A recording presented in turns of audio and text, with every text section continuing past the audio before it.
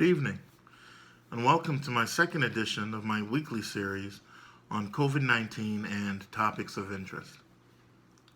I want to start today by highlighting the positive steps the community, or segments of the community, are taking towards slowing the spread of this deadly disease. First, I want to thank the surrounding communities of Herkimer, New York, and Ilion, New York, for wearing masks, for not sneezing and coughing in public, and really taking the fight to COVID-19. Believe it or not, though, a lady looked at me the other day as I entered Walmart with a mask and gloves on, and she shook her head. I wanted to grab her by the shoulder and shake her and ask her, "Where have you been? Have you been watching the news lately?" I couldn't bring myself, though, to do it because I didn't want to break the 6 feet of separation social distancing rule. I want to thank Walmart for being so proactive and having disinfecting stations throughout their stores and boldly posting 6 feet of separation signs in their aisles and enforcing them. Thank you, Walmart, for aggressively deconning and restocking your stores. There's actually food in there again, and a brother can get back to the business of eating. What about Trump seizing shipments of PPE masks bound for Canada? Good job, Donald. Strong work. Those masks will help Americans. It's not going to do any good for our international reputation, but our international reputation is shit anyway, so we gained some masks and lost nothing. However, imagine ordering 100 chicken nuggets at the drive-thru and already having paid for them. Then this guy named Donald drives around your car and takes all your nuggets. That's an act of war. I tell you what, though, that Trudeau, the Prime Minister for Canada, he's a class act. He's willing to resolve this situation diplomatically. Word to the wise: don't mess with my chicken.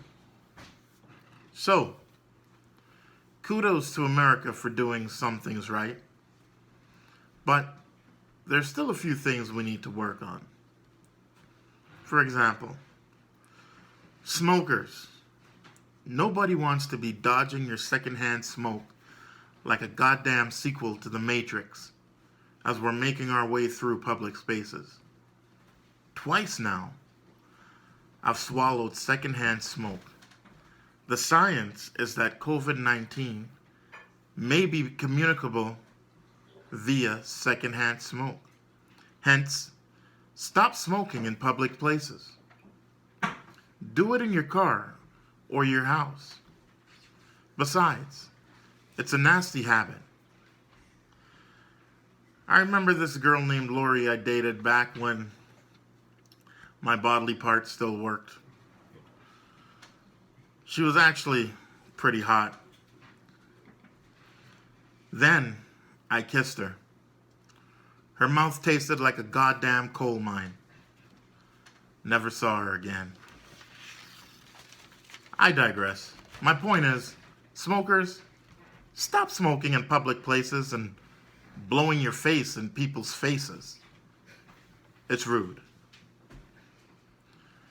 Walmart. The self-checkout aisle is going to be a hot topic due to the simple fact that social distance is an issue. Who wants to talk to a cashier? Who cares if there's a facial barrier or not? I'm much happier checking my own stuff out. I bring a cloth soaked in bleach from my house, and I wipe down everything my fingers will touch. What makes self-checkout a pain in the ass is all the manager overrides required. Get rid of them during this COVID-19 time. There is no benefit to self-checkout from a COVID-19 perspective if you're continuously calling a manager into your personal space to okay an extra large bag of wings. I already told you, don't get between me and my chicken. Get rid of the overrides for all food items. If I'm taking a $2,000 smart TV, that's one thing. But there isn't a food item in Walmart that's worth a manager override or an employee catching or spreading COVID-19. Get rid of the overrides.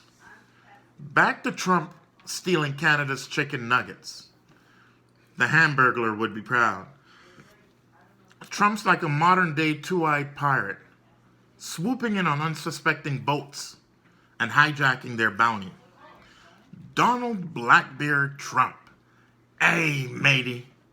Truthfully, I support his act of piracy because we need those masks. However, Donald, I don't agree with the way we are dealing with this pandemic nationally. Why is it some states have declared a state of emergency and others have not? Essentially, some states are undermining other states' efforts because a neighboring state may not be dealing with COVID-19 as severely as their neighbor. This is a problem. We are one of the few countries internationally that have not taken a federal approach. And this is a problem. This fight against COVID-19 must be federally run, not state by state. It must be a coordinated effort, united, the same steps in every state, so that nationally we can get a grip on this thing. Canada, Taiwan, Germany, France, India, all being led by their federal or national governments. And our national government, federal government, is letting the states take the lead. It's not right, and this needs to change. Mike Ryan, the World Health Organization's head of emergencies, said this, and I quote, "There's clearly an indication that a systematic government-led approach, that's national government, using all tactics and all elements available, seems to be able to turn this disease around." Examples of this include Hong Kong and Singapore, for two small nations or island states have secured better results fighting the COVID-19 disease than a lot of Western countries or so-called developed nations. There's clearly a template for success here. Other countries have done it. Why are developed nations like Italy and America way behind the curve, and places like Singapore way ahead of the curve? So we suffer in our ignorance because we choose not to follow Asian nations. Why? I don't know. Maybe it's because America is an inherently racist country? Possibly. People always talk about not seeing color, but race is at the heart of everything in this country. So we wait for white men to find the answer. However, unlike our Asian counterparts, because of our different value system, we cannot work unencumbered because they are slowed by the chains of greed related to our Western economy. President Donald Blackbeard Trump, please choose American lives over your CEO friends.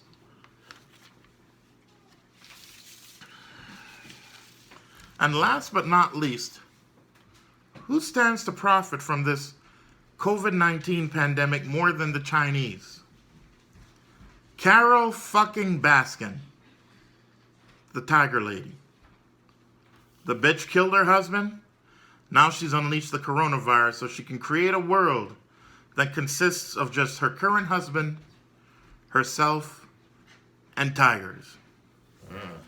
She knows she murdered her prior husband. You know it too. The Hillsborough County Sheriff's Office reopened the case. The bitch is guilty. Just ask Joe Exotic. I tried calling Joe Exotic, but they said he was bent over taking a needle in the ass. I wasn't sure at the time if that was metaphorical or actual. Anyway, I wrote a country song about this whole situation. Here goes. I'm just kidding. I'm Kerron Adamson, signing off. Good night.